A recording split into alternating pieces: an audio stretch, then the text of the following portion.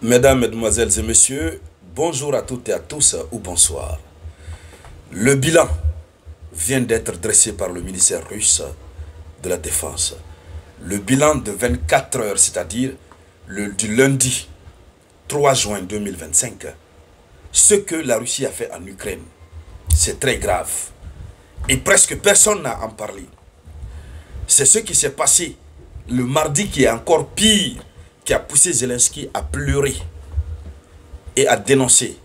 Là, nous avons eu à parler de cela tout à l'heure. Alors, le bilan en 24 heures de l'opération militaire spéciale russe. Vous savez, la Russie ne dit pas, pour le moment, la Russie n'a pas encore riposté, comme je vous l'ai dit. La Russie n'a pas encore riposté.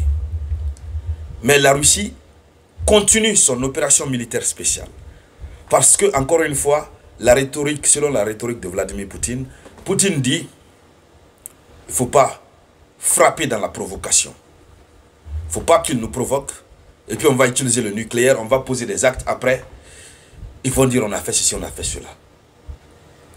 Allons-y méthodiquement, sagement, d'abord. Mais nous allons répondre.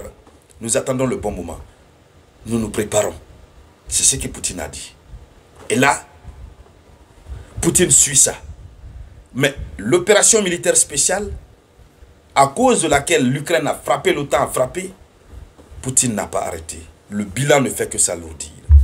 Et ce bilan de 24 heures, c'est ce que nous allons voir dans le cadre de cette vidéoconférence, que je vous demande de partager au maximum. Partagez la vidéoconférence, mettez beaucoup de j'aime. Oui, mettez suffisamment de j'aime.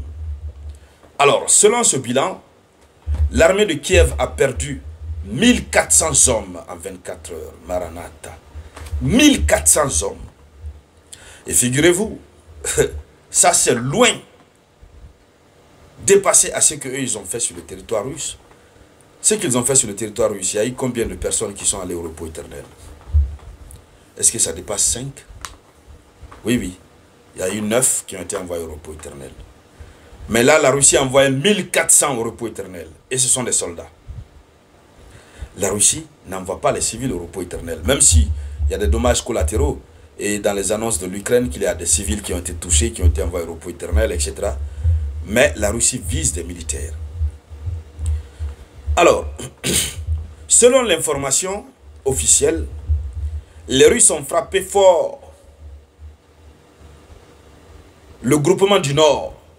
Vous savez, je vous ai dit, la Russie tient en main l'Ukraine.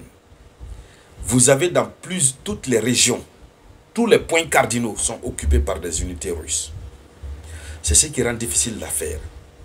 Donc, au nord de l'Ukraine, le groupement du Nord a d'abord procédé à la libération, donc à la récupération de la localité qu'on appelle Andreevka. Ça, c'est dans la région de Soumy. Le groupement du Nord a attaqué 6 brigades ukrainiennes. Ils sont allés les attaquer. Et le bilan, 230 militaires ukrainiens ont été envoyés au repos éternel. C'est triste. C'est très triste. Le conflit n'est pas une bonne chose. Alors, ils ne se sont pas limités là. Ils ont neutralisé 8 blindés. 8 véhicules blindés. Ce sont des véhicules qui coûtent très cher. Ils ont détruit 4 pièces d'artillerie. Ils ont détruit 2 dépôts de munitions. Les dépôts de munitions, ce n'est pas pour les enfants. Les munitions qui sont dedans, stockées. Non. 2 dépôts de munitions ont été détruits dans le nord de l'Ukraine. À l'ouest de l'Ukraine, je vous dis, ils attaquent un peu partout à la fois. À l'est de l'Ukraine, le groupement qui était là a renforcé sa position. Parce que sa position était un peu affaiblie. Et le groupement a attaqué 4 brigades ukrainiennes. Bilan, 220 soldats ukrainiens. Au repos éternel. 3 chars blindés ont été détruits. 4 pièces d'artillerie. Et aussi là-bas, 2 dépôts de munitions ont été détruits. Combien de munitions étaient à l'intérieur? C'est trop. C'est-à-dire, la Russie fait du mal en douceur. C'est presque ni vu ni connu. Parce que l'Ukraine même ne se permet pas de donner ces résultats-là, ces bilans-là. Parce que l'Ukraine veut toujours faire croire qu'elle est en position de force parce que les Occidentaux l'assistent financièrement, etc. Le groupement du Sud, qui a aussi consolidé des positions sur la ligne de front, et a attaqué 5 brigades, le bilan, 250 militaires ukrainiens, repos éternel. 8 blindés, 4 pièces d'artillerie et 4 dépôts de munitions ont été détruits. 4 dépôts de munitions. Ça, c'est au sud. Hein, au sud.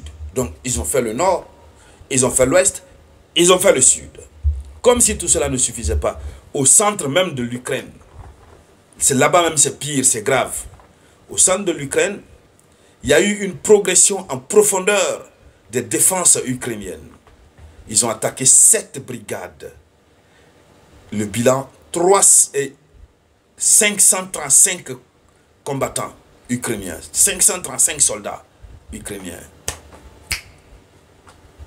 C'est triste, je vous dis. C'est triste, le conflit n'est pas bon, c'est pas une bonne chose. Vivement le retour de la paix. Ils ont envoyé ces gens au repos éternel. Ils ont détruit 3 blindés, 3 chars blindés. Ils ont neutralisé 6 pièces d'artillerie. Comme si tout cela ne suffisait pas, le groupement qui est aussi à l'est a amélioré sa position tactique et a attaqué 4 brigades. Le bilan, 175 militaires repos éternel ont été envoyés au repos éternel, 2 chars blindés et 3 stations de guerre électronique. Vous savez, nous sommes dans un conflit qui est vraiment électronique. Donc ces stations coûtent extrêmement cher. Ils ont détruit 3. Alors, comme si tout cela ne suffisait pas, au niveau du Dniepr, ça c'est vers le fleuve Dniepr, le groupement du Dniepr a attaqué 2 brigades. Résultat, 75 soldats ukrainiens ont été envoyés au repos éternel. Juste en 24 heures. 5 stations de guerre électronique ont été détruites. Un dépôt de munitions. Alors, du côté de la défense russe